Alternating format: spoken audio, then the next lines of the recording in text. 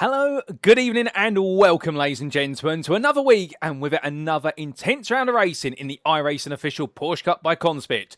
The series hosted on the premier sim racing platform, available only on PC, known as iRacing, and proudly sponsored by none other than CONSPIT. And here we are today, then, for another strength-filled race. It is Saturday evening, and we are here in the 21:45 Greenwich Mean Time, that's GMT, or Universal Coordinate time slot, and it's time for us to see our drivers take on week 6 of 12 in the 2026 Season 1 campaign. But where are we exactly today? Well, we have made our way back to the US of A, and we are here in the state of Georgia for the one and only rollercoaster rider road racing. It is, of course, none other than the Michelin Raceway at Road Atlanta.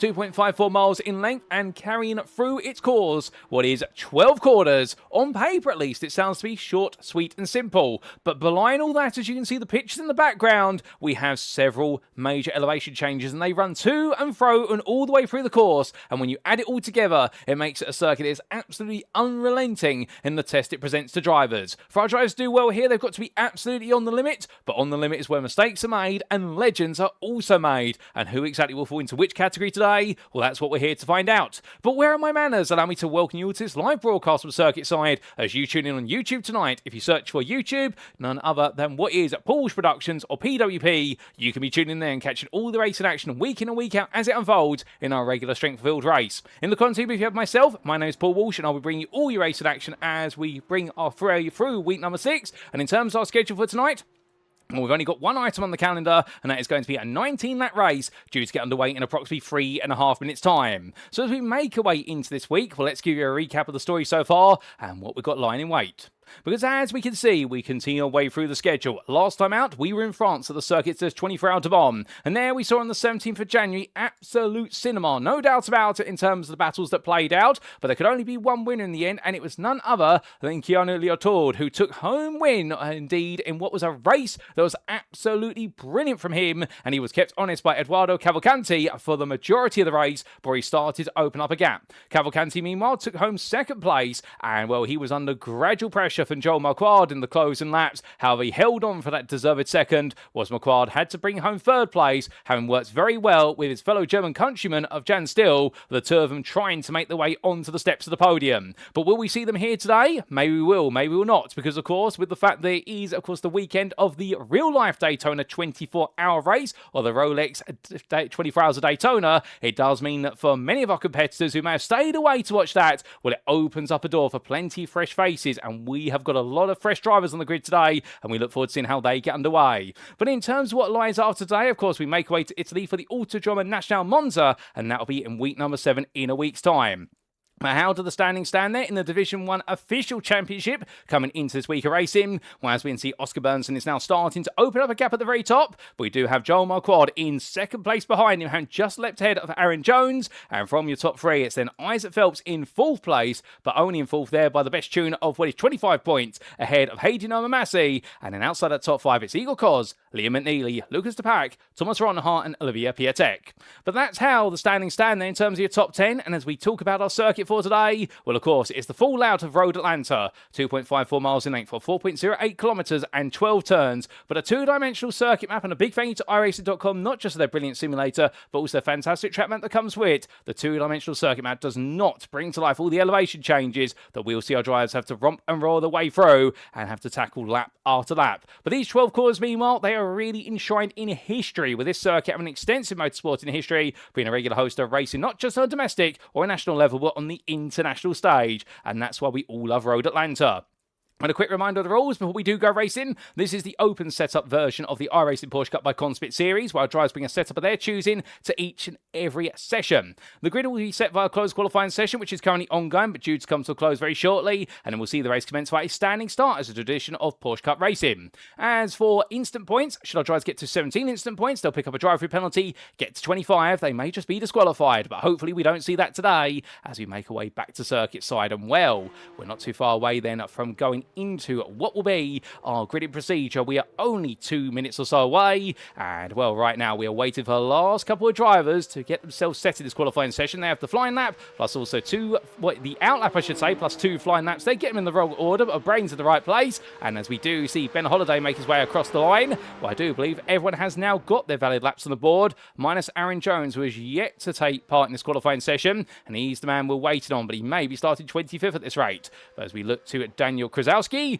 he's new to the grid, and welcome to him for his first Strength for Field race, and we're very happy to see him here, as we are to so many new faces today. Well, plenty of new faces. This may just open up more opportunities for some who would love to be at the front of the field, and they may just get their chance here. But with regards to our Strength for Field, and it's 4,270, and we'll bring you up the license details of our drivers there on what is the left-hand side of your screen, so that way you can see all the relative I ratings of the drivers. And in terms of your number 1 and number 2 drivers, well, they are currently going to be on that front row of the grid, albeit they're in the opposite order of each other. With your number 2 driver of Raul Ontananon, he will be lined up in pole position 400ths faster than your highest rated driver in here at 9.1 thousand I rating, and that will be Gabriel Moretto. But you've also got some big names alongside them, and just a bit further down, including Moritz Weber, who starts in 3rd, despite only having 3,500 I rating, and he will be looking to see whether he can put one over the front row drivers, and he'll be in the company of none other than Lucas Martinez. While the celebrities in the Porsche Cup community, and will understandably, I believe Martinez will be looking to try and push onwards from that 4th place start.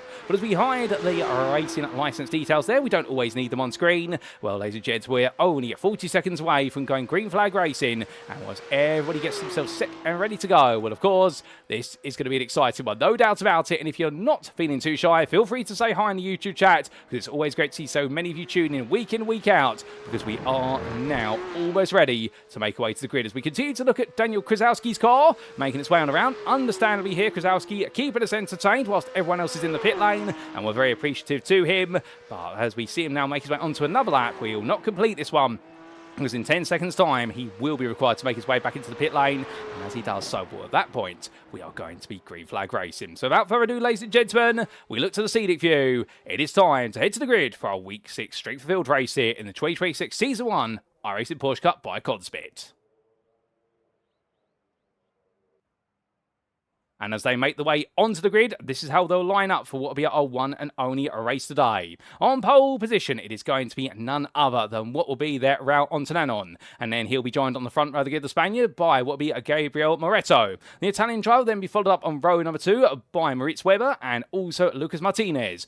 From the German, the Argentine, will then have Amel Kekanovic. The Austrian driver there starting well on the 3rd row of the grid, ahead of Nicolas Dev. From the Bulgarian driver, it'll then be to the Brazilian there of Ricardo Rui, ahead of Levi Martikanian. And then we have on the final row of the top 10, none other than Jacobus Vasiaukakas, ahead of Ruslan Aliyev. Outside that top 10, in 11th place, it is going to be Thomas Calvila, ahead of Alan Rask. And then on row number 7, we have Alexander Kamper, ahead of Bartek Danilski. And then we have on row number 8, David Rankin, who makes his debut today, ahead of Jacob Bilal. And then on row number 9, it'll be Ville Ayerson, ahead of Ben Holiday, with your top 20 completed by Yannick Hilber and Andreas Meyer.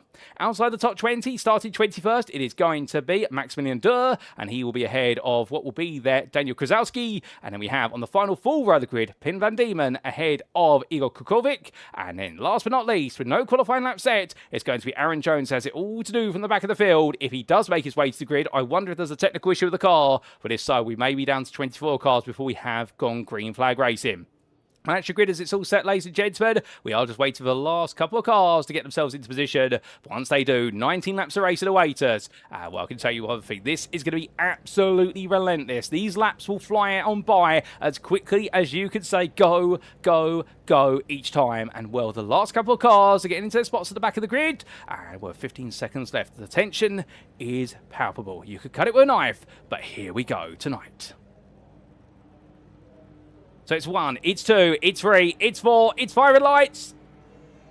And it's lights out, and away we go for our week 6 straight for field race here at Road Atlanta. It's a good start for our pole sitter, but Moreto's even quicker as they make the way up towards turn number 1. Webber is tucking in behind, and Martinez as well. But as they battle under the braking here, what will we see? And in the end, Lucas Martinez there taking it safe as they head up the rise for the first time into the blind braking zone of turns 2 and 3. And this is where things could get very tricky under braking, as we can see Kikanovic getting involved. But as the field scatters its wound down 2 by 2 by 2 as they all come through the battling further down the field. Absolutely glorious to see as they make their way to the S's Bends, but everybody is safely on through the opening few corners, albeit I believe Alexander Camper may have got it slightly wrong. He's onto the grass, somebody rejoins, and suddenly all the drama kicks off immediately. We've got a couple of cars with yellow flags. Car around there, that's Jacob Valil, who's got around coming out to turn number 5. He ends up hidden by the tree line. We'll come back to him shortly, but meanwhile at the front of the field, well, Gabriel Moreto started second, into lead already, showing that experience being our number 1 driver, and Rout Antonon, well, he's now trying to follow on here as they make the way down the backstretch.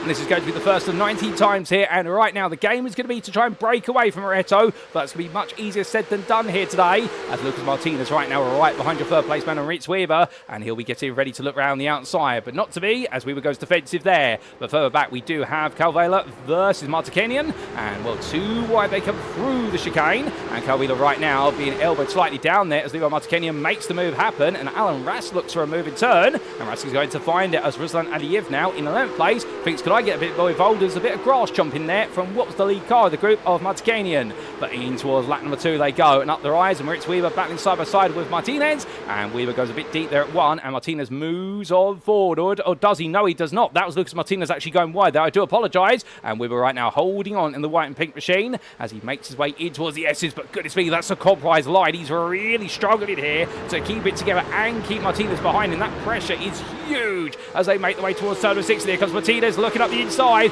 Surely it's going to be a question of when, not if he can go for the move now, and he's going to try it in towards the right-hander, and in the end there's a little bit of snap on there on the front end of Weber's car. He went to turn in and realised Martinez was not going to back out, and Weber in the end had to reopen the steering wheel there when he wanted to turn in, and Weber falling backwards now as they make the way down the back stretch. But further back, Ruslan Aliyev and Jacobus Vatsikalkas, well, these two continue to push each other onwards, and the fighting is definitely building and building and building here as they head down towards the next braking zone. But will there be any change of the foot? We'll see now as they get ready to guard the anchors. All the ABS will be locking up as much as possible here, will be used as much as possible, I should say. And we're in there, Calvila holding Aliyev behind, as Vatsikalkas right now stuck in the battle. But as he looks up the inside into turn 11, he's going to find his way through, and Aliyev will drop not just 1 but 2.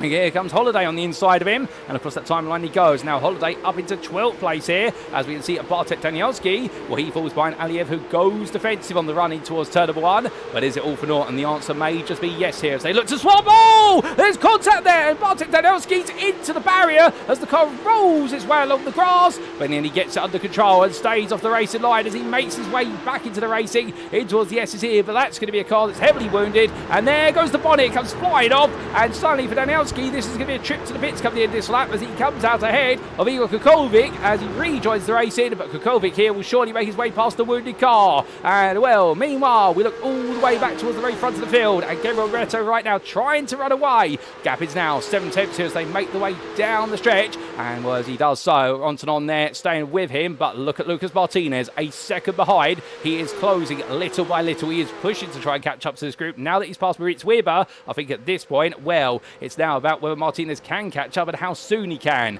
Meanwhile, in the fight for what is 4th place, Stanev on the back of Weber here, coming up the hill, and we see the number 4 driver here in the very colourful livery machine, thinking about an opportunity as we jump aboard with him. And well, he's had a good start to this race, no doubt about it. We're coming out to turn of 1 now onto another lap here. Well, the laps are building, and Tyre Life is now starting to get his prime as he dives up the inside there into the opening corner. A bit of contact, and in the end, Moritz Weber's going to be sent to the grass, and well, that's going to cost him time. He rejoins, however, without making his way to the wall, and well, elbows out there between drives, no doubt about it. But coming down the hill right now, Moritz Weber down to 8th place here. He's been bruised, he's been beaten, but he's not been broken in the number 22, and he's going to be hoping now that he can make a bit more progress as Ben Holiday, meanwhile, a bit further back in the number 14. He's all over the back of Vatsikalkias right now as he heads up towards turn number 6, and he'll be thinking, okay, how do I get involved versus the Team Redline machine? And the answer is going to be, well, patience is a virtue, because of the simple reason, if he battles with Vatsikalkias right now, then he will lose out to Thomas Calvila, who's a little bit further up the road, but the gap will suddenly double if not triple, and he will lose that toe. We're building up speed here, heading down towards turn number 10 again. The chicane was introduced in the 90s in order to reduce the approach speed to what is now called turn number 11. It used to be flat out into 11 off the back of this straight, and they had to brake for the corner essentially. But right now, Holiday looking one way, then the other. He's going to look to the inside there. Vesikalkias goes defensive, and when I think he decided, you know what, if Holiday wants it that much, I'm going to give it to him, because otherwise we're just wasting time here. And the Apache Motorsport machine right now takes a place, and understandably, Vesikalkias will be hoping that he can get back at the man later on in this race, but we will see as Ruslan Aliev, the man who fell a long way down the order early on, he's in 13th now, and he'll be hoping that he might be able to get involved in this a little bit more. Up the rise they go, and as we look to your leader, well, Gabriel Moretto, for all the initial lead he was able to build, Raul Antonon now has caught up to him, and Martinez is 1.1 seconds back, but wants to try and get involved in this. We'll have to wait to see if he can, as they hop and skip their way. Coming out of turn number 5, the cars are bouncing around here, but goodness me, what a run it is. But going in towards turn number 6 there, and we do say hello there to Osman Quinaz, and also to Nick Debeck and RP Corp, and I do apologise, RP Corp, the bot there does decide to try to remove your message. I think that we need to change the settings on it. It's a bit overly censored at the moment, but we know you're there. We know you're enjoying yourself and happy to have you here. But as all our drivers in the mid-pack, meanwhile, towards the bottom end of the top 10, make the way out to turn 6 and 7 right now. Well, the fighting is getting fiercer and fiercer. And, well, we can see Rich Weaver, Calvila and Holiday. They've lost what is Alan Rask in front of them. The Norwegian driver has started to bolt away. But now here comes what will be Weber and Calvila, and well, it's going to be Holiday up the inside. Oh, well, he goes all in, and then he saw the door was open, but the door's not quite closed, and in the end, Holiday gets shafted out on the wide. Oh my goodness, the car's up into the air there as they come over the rise of turn number 11, and well, it's drama at the rise of the corner. Looks completely blind at the summit. We're going to need to get a replay of that, but it's not over yet. Suddenly, this has caused the whole field to erupt, and well, Moritz Weber battling with Vesikalkias right now. Well, Vesikalkias all over the back of the white and pink machine, but Ritz Weber here has been forced down, and well, goodness me, right now it does seem as though for Ritz Weber it is proving to be an absolutely challenging race. He's finding himself under as much pressure from behind as he is in the pressure of chasing down the guys in front of him. But without further ado, ladies and gentlemen, we take a look back at some of the big moments of the opening third of this race, starting on lap number 1 for Alexander Camper. What happened to him?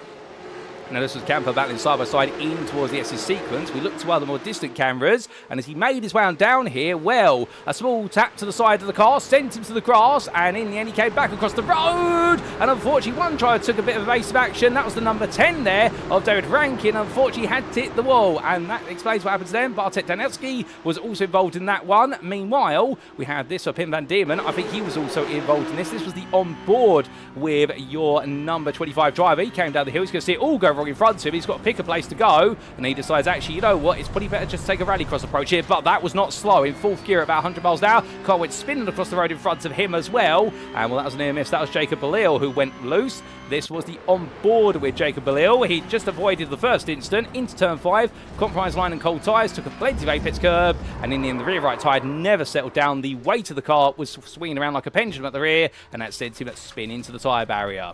But with that, we then come back to what happened on lap number 2, and this was a huge incident for Yannick Hilber. And this was Hilber making his way over the rise at turn 11 in towards 12. And what exactly went wrong here in the Rolex machine? That's dedicated to the Rolex Daytona 24. And as he made his way out the corner, ran out wide, and in the end it was just a brief trip to the grass there. So not as much drama as we thought, perhaps. But we then had Ritz Weber's moment here on lap number 4. And this was his battle at the time with none other than Jacobus Vesikalkias. I do believe, in fact, no, it was not. That was a move there being made on him by none other than what was Amor Kekanovic. And it sent Weber out wide. And then as he made his way back on the road, in fact, that was Nicholas Stanev who made that move. We'll get ourselves corrected there, and we'll Weber dropping on down the order. But then we had this big moment for Levi Martikanian, and this was coming in towards turn number 5 on lap number 5.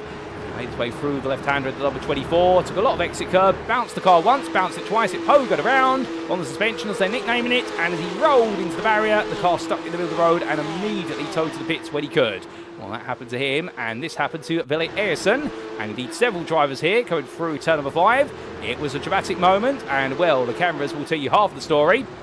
Well, somebody got it wrong in front, and in the end, well, that was where it all went wrong for none other than Ben Holiday, who was really, oh my good lord, the car stuck in the barrier there. I've never seen that. And well, the car being pulled back to the barrier there, and well, this was Ben Holiday, who was right at the epicenter of it all after contact with Moritz Weber, got the car back together, and in the end, everyone queued up behind, and suddenly it was a big prang for everybody involved, and it all went very much wrong. But back to your live pictures we come. Now, as we do, on to lap number 8, and as all the drivers making their way onwards, well, right now we come back to the thick of the fighting. With Moritz Weber trying to keep Calcius behind him still, and Andreas Meyer is on the back of here. They're all queued up, and we were trying to hold on for dear life here on your live pictures. Understandably, the number 22 driver here bobbing and weaving one way, then the other. And right now, understandably, I think feeling so much mental pressure, he just wants to get rid of the cars behind. He wants to break the toe. He wants anything to be safe. And right now, Calcius is saying to him, I am inevitable. And, well, going defensive here is Weber in the middle of the road, and the guys behind will queue up here. There's going to be no way through. And if Weber has to drag the car between the apex and the chicane, so be it, he says, because that's the way he's going to stop them from making progress and force them to fight each other instead. And, well, Daniel Kozłowski right now in the all-red machine here, you can see the body language of his car. He's itching to fight. However, I think he's so eager to do so, he's close up a bit too close to Meyer straight away, and that'll bring Maximilian Durr into the fight as well. But from then, we come all the way back to the front of the field. There's battles going on left, right and centre, as Gabriel Moreto makes his way out to turn number 5, and as he does so, well, Raul Anatonon is right there behind him, and so is Lucas Martinez, but Martinez is still 1.2 seconds back, has not quite closed up. Then we have Nicholas Stanev, who's just gone through the bottom of the camera, ahead of Amel Kekanovic, and then it's Ricardo Rui ahead of Alan Rask. That's going to be your top 7, with Thomas Calvila in 8th place, a bit of a lonely one at the moment, and then we have Moritz Weber ahead of Jacobus Vasikaukius, who completes your top 10, with Andreas Meyer being the 11th place man in the equation at the moment. So the battles inside the top 10, there are 3 major ones at the moment for places, and therefore, understandably, it is going to be one of the situations whereby I think these drivers right now they're settling down for a little bit, but as we get closer to what will be the final third of this race, I think we are going to see the battling start to commence once again. As Ricardo Rui, they're looking for the move and then decided not to go for it versus Amel Kekanovic. And well, if I've seen indecision in the car before, that is Ricardo Rui defining it there. And in fact, I think he wanted to go for the move, they decided not to, they decided to go for it. His head and his heart have got 2 different ideas, they are worlds apart, but right now Alan Rask is watching this, and I think licking his lips thinking, okay, if the Brazilian driver in front of me can't decide what to do, I might be able to capitalise on this. The only problem for Rask as he makes his way over the hill is that when you have an indecisive driver in front, it's as much a risk as it is going to be a potential reward in trying to fight with them, because at any moment where he might look for a move on Kekanovic, and actually Rask coming down through turns 2, 3 and 4 there, took a lot of apex curve at 3, and that's caused him to have to slow down a little bit. But by giving himself more space to the cars in front, actually he might have just helped himself a little bit here. He might have bought himself some breathing room to work with later on in the race, because he'll just be able to see what is going on between these drivers, and that may definitely help him. But we'll see what Rask can do here as he gets a bit closer again. The low speed exits of his car definitely one of his strengths here today with the way he's got the car set up.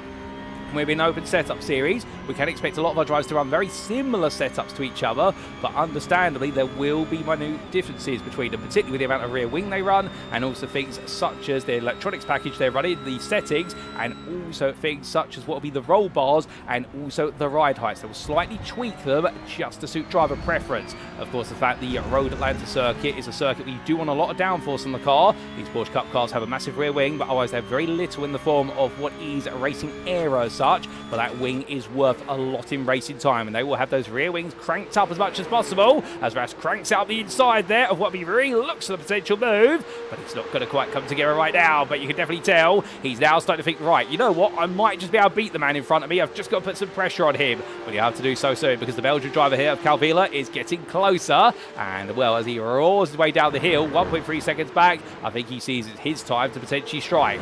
Will he be able to make it work? As meanwhile, your leaders, well, your top 3 are getting closer together here. We are seeing the top 2. They are still exactly where they were, although Lucas Martinez, for all the run he had through turns 1 through to 5, turns 6 and 7, he suddenly lost 3 tenths. So it looks like low speed corners may be the third place man's difficulty. The man from Argentina right now making his way onwards, and I think he'll be hoping then he might just be able to creep a little bit closer before this is all said and done. That may not be as easy as it sounds. Looking back through the field, well, we do have Andreas Meyer there, who seems to be appearing and disappearing, so I think there might be a bit of a connectivity issue for him, and hopefully that's not a sign of an engine breakdown that's to come. Normally it can be the sign of an upcoming retirement when they are blinking in and out of existence, but hopefully not so. We won't let that detract from the brilliant racing that's going on here.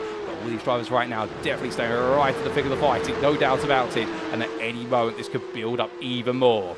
But at the front, And Gabriel Moretto onto lap number 12 now, with Antonon behind him, closing still. Martinez there, you can see the way the car's angled as he makes his way down the hill. We ride aboard the dashboard here of the number 3 driver. He's really got this opening section of the lap hooked up by comparison to the 2 in front. This is his strongest part of the lap. Meanwhile, the second half of the lap is where he seems to just be that little bit weaker. So at this point, almost turn 6, he just doesn't have as much confidence, which is odd when you consider that this right-hander is the similar corner to, say, turn number what is 4 in the way it's built up in the apex speed, albeit it's because it's a cambered corner versus an off-camber corner early on. And Martinez seems to be much happier with the off-camber corners rather than those that are cambered. He could just exploit them that bit more, and the low-speed apex at turn number 7, he just doesn't have the traction on the rear end of the car, and that's why the gap reopens. Also, you've got to consider that Antonon there, the Spaniard, does have the direct slipstream of Moretto, but then again, if Moretto's going as quick as Antonon is able to stay with him, that's a sign that these two have an edge a little bit later in the lap compared to the man behind.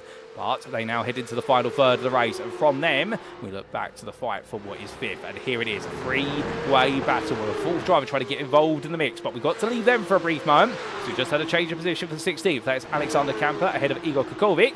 He's just made the move happen in the number 21. And Kukovic having a poor run coming out of turn number 7, and Cameron in the draft was never going to let that one go.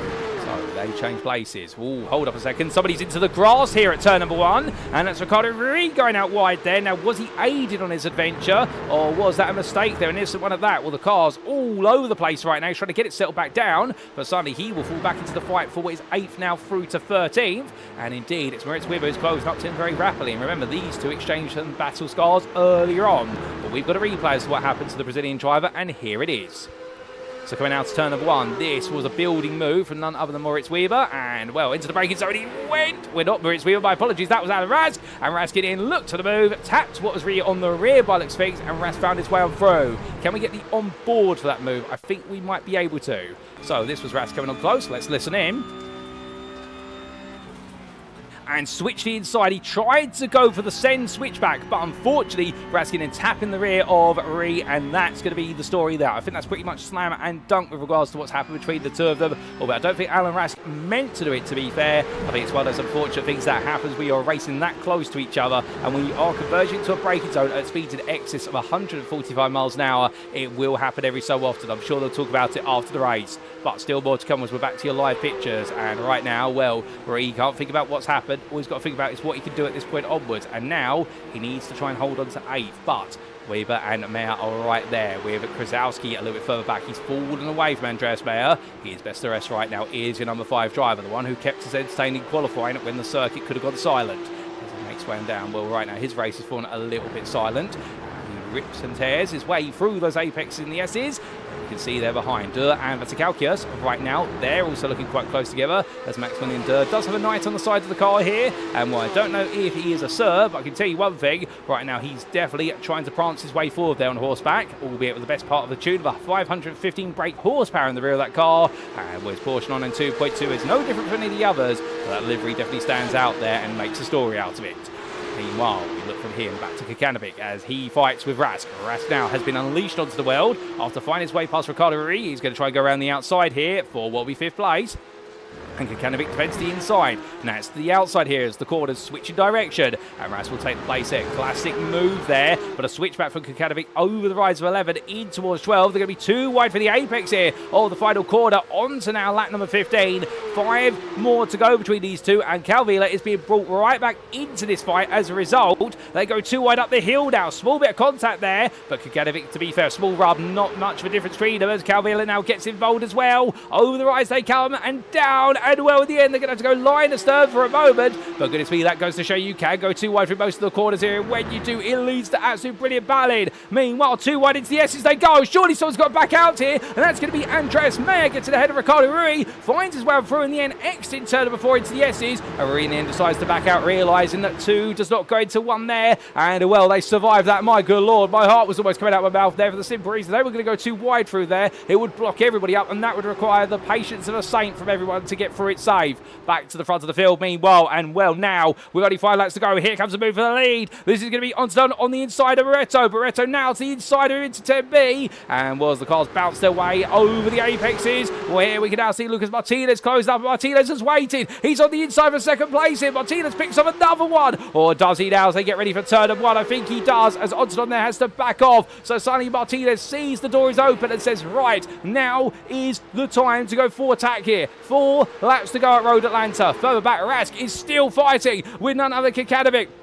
as they continue to fight over 5th place, and behind them, Calvera is now looking for a move on the inside. Here it's going to be 2 by 1 as they come up the hill, and right now Rask just tries to lead them on. He wants them both to fight each other. He wants to break away, but Kikanovic is staying right with him. He is not letting go, and Emil Kikanovic right now, what can I say? This is brilliant management of this battle. But for on, he's back at Lucas Martinez here into turn number 6. Martinez is a poor run out of turn number 5, and your leader, Barretto, is now 1.2 seconds clear as they come out of turn number 7. The gap has opened up. In fact, it's 1.1 seconds, but the point is, Onton coming back at this point, he may have just bought Gabriel Moretto the lead of the race. You see Moretto immediately weaving down this back straight at least once. He can't do it twice, and as they head down, what he's trying to do here is break the draft and force these two to fight each other even more.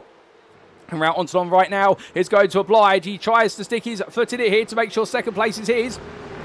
But as he does so, Lucas Martinez here looking one way to the other. He wants to get them through. Laps are running out. Time is of the essence. Further back in the fight for 5th place. This is still going on. This is by Nicholas Staniv. Time in 4th place just to walk away from this. But right now, Rask and Kikanovic, they're not concerned about 4th. Oh, a bit of contact between the two of them. And Calvina right now coming over the rise. Well, that contact to Kovanic's car. In the end, sees him go wide even more. He goes sliding. Oh, my good Lord. And the car rolls there on the grass and comes back onto the start-finish straight. No, it's an absolute disaster there. And suddenly for Emil Kikanovic, it's a race that's gone from good to bad to nightmare. And my good Lord, for Emil Kikanovic, that's what happens when you battle side by side into turn number 12 at 120 miles an hour. And the tiniest of taps sent him to the grass. And in the end, that grass does not wait for anybody. And that's why the car went rolling in the end. He suddenly went sideways onto it. The car was slowed on the tyres on the left-hand side. And the right-hand side of the car still had a lot more speed and momentum to it. And that's why he went barrel rolling over the road and back onto the start-finish straight. And my good Lord, well, I'll tell you one thing, this may be simulated, but I hope everyone's okay. And if they were using a direct drive force wheel, that hopefully everyone was able to get their hands away for it in time, because otherwise that would have been an absolute nightmare.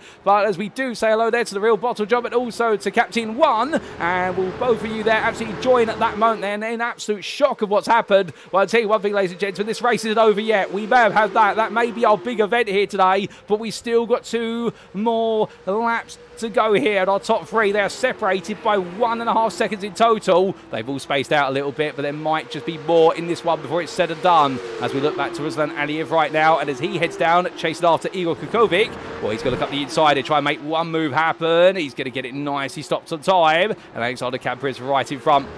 And he'll be hoping that he might be able to chase down Camper for 13th place on what will be the penultimate lap, if not the final one. But we will see as we come past the site of the huge incident, only moments to go. But whilst they're working it out, meanwhile, Alan Rask, he's now ahead of Thomas Calvila. And, well, of course, the incident which did see none other than Emil Kikanovic out of this.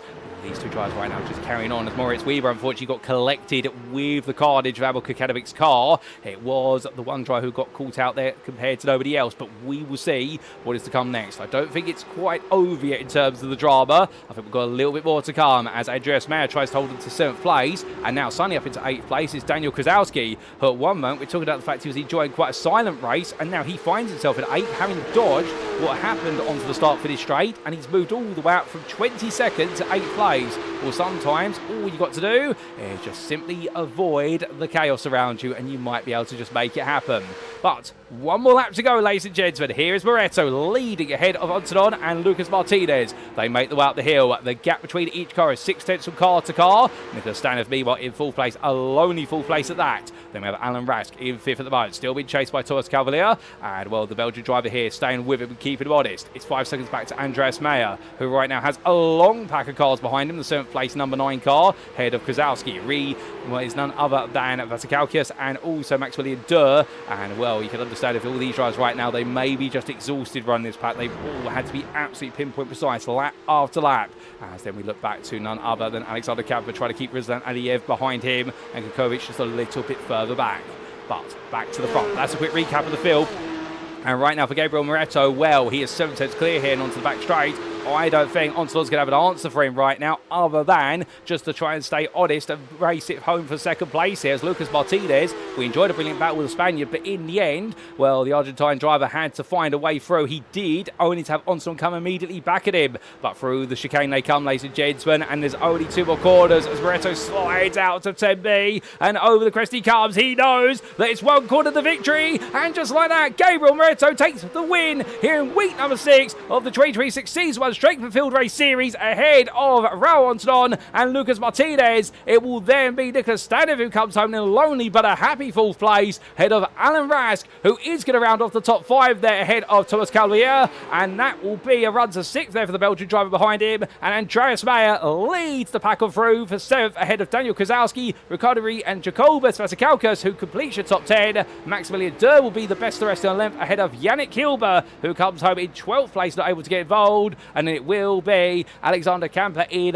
13th place ahead of Ruslan Aliev, with Igor Kukovic in 15th ahead of David Rankin, and Pin Van Diemen in the end. Well, we may not see too much of him after what happened to him on the opening lap, but he still finishes the race on the lead lap. Good on him for doing so. He will take 17th. And as for Bartek Danielski, well, despite the fact that he did lose his bonnet right at the start of the race, it did come flying off. Well, he was 6 laps down, but he got the car repaired. And, well, that's great racing spirit being demonstrated by him there. The number 15 driver getting to the finish line. It doesn't matter if you finish on the lead lap or 6 laps down, get it to the finish and come home proud. And that's exactly what he's done as he parks up and calls the race complete.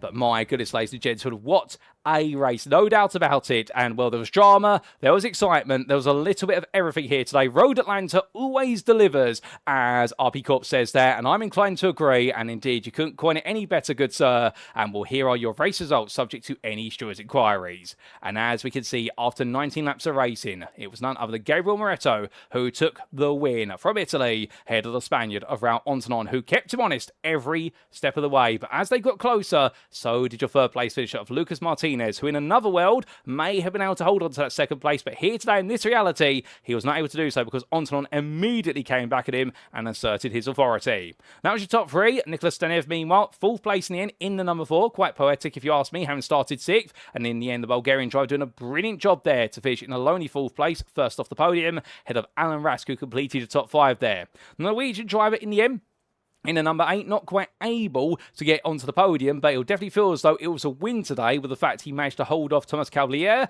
with the Belgian driver in the number 18 moving through the field quite happily from a length to 6th. What a drive from him. Andreas Meyer took 7th place in the end, albeit the Austrian driver under pressure throughout the entirety of the race, but somehow he managed to hold on ahead of Daniel Kozlowski, who just snuck his way from 22nd to 8th over the distance, ahead of Ricardo Rie and the Rie Racing Esports driver, just ahead of Jacobus Vasikaukas, who in the end completed that top 10. Behind the American driver, it was best of the rest driver of Maximilian Durr, and then it was Yannick Hilber ahead of Alexander Kamper, with Ruslan Aliev and Igor Kukovic round off that top 15. And behind the 2 Polish drivers, it was then David Rankin in 16th place, ahead of Pin Van Diemen, who in the end was the last lead lap finisher. It was 3 laps down in the pit lane, sadly, both retirees but classified as finishers for Amel Kakanovic and also Moritz Weber after their huge incident towards the end of the race at turn number 12, and hopefully we don't see that again anytime soon. That was an absolute nightmare of an incident, no doubt about it. And we saw in 20th place there Bartek Danielski. He was 6 laps down, but he did make it to the finish. We also did see outside that top 20 Ben Holiday, and commiserations to him after his incident coming over the rise of turn number 11, which saw him and also Billy Ayerson and Levi Matikenian all caught up. And we also did have earlier retirements for what was Jacob Belil, and also to Aaron Jones, who was a non-starter in this one. He didn't make his way to the grid, nor in qualifying did he put in a lap. So 25 starters and a grand total of 20 finishers, albeit only 17 on the lead lap, ladies and gentlemen. And as quickly as it started, we have completed our time here at Road Atlanta for the Week 6 Strength of Field race. But my goodness, what a race it was. And as we get ready to wrap up, well, the only thing to do, of course, is to talk a little bit about our title sponsor for this series. Let's tell you a little bit more about CONSPIT. If you are looking to take your sim racing to the next level, then why not consider CONSPIT? As the pro driver's choice of sim racing hardware, CONSPIT offers one of the most comprehensive lines of hardware products to sim racers around the world. Whether you're in the market for wheelbases, steering wheels, pedals, peripherals, or rigs, CONSPIT's extensive experience in the motorsport industry means every one of their products is fine-tuned for success at the highest level. But do not just take our word for it. We're brand ambassadors including 2022 Grand Prix Macau GT Cup champion Luo Kaliu, 2022 Porsche Carrera Cup Asia champion Liu Ye, 2022 Chinese Touring Car Championship champion Rodolfo Avila, and 2023 GT World Challenge Asia GT3 Cup champions Climax Racing. You shall be in pole position for victory when you invest in CONSPIT's hardware. If you'd like to know more, be sure to head to conspit.com today. And so, ladies and gentlemen, we now turn our attentions to week number 7, because next week we embark into the second half of the 2026 Season 1 campaign, and playing host, well, it is a classic. We head to Italy for the Autodromo Nacional Monza, but also known as the Monza Grand Prix circuit. With extended straights and heavy braking zones, it is as raw as they come when it comes to a power circuit, and you can tune into all the racing action from our regular strength-filled race for week 7. It's due to get underway on Saturday the 31st of January 2026, so be there and don't miss out. But until then, we have been the iRacing Porsche Cup by CONSPIT, and I've been your host and commentator, Paul Walsh. You've been tuning into a Paul Walsh production, and until next time, we have to stay safe, stay well, stay smiling, and most importantly, as always, ladies and gentlemen, remember to stay on track. Good night.